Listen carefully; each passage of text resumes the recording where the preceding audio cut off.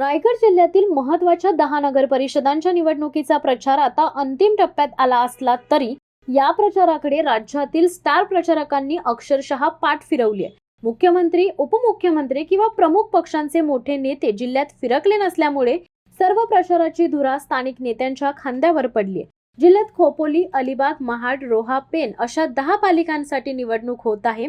भाजप, शिवसेना, शिंदे गट, राष्ट्रवादी, अजित पवार गट यांची महायुती आणि महाविकास आघाडीचे उमेदवार रिंगणात आहेत। मात्र मुख्यमंत्री देवेंद्र फडणवीस यांची पेण येथील नियोजित सभा रद्द झाली आहे।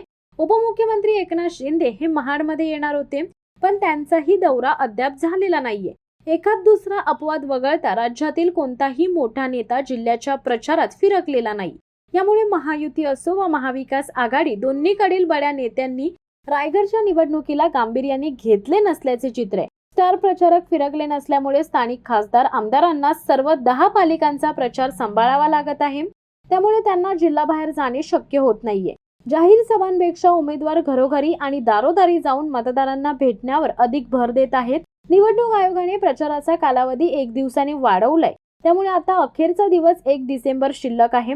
या दिवशी तरी राजकीय पक्ष वाहनांच्या मोठ्या रॅली काढून आपले शक्ती प्रदर्शन करतील अशी अपेक्षा कार्यकर्ते व्यक्त करतात।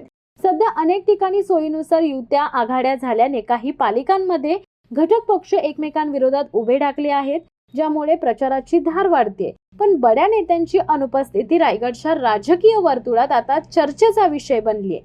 शिवसत्ता टाइम्स न्यूज ब्युरो, रायगड। धडक बेधडक वृत्त देणाऱ्या आपल्या शिवसत्ता टाइम्स न्यूज चॅनलला लाल बटन दाबून सबस्क्राईब करा आणि बेल आयकॉनला क्लिक करायला विसरू नका।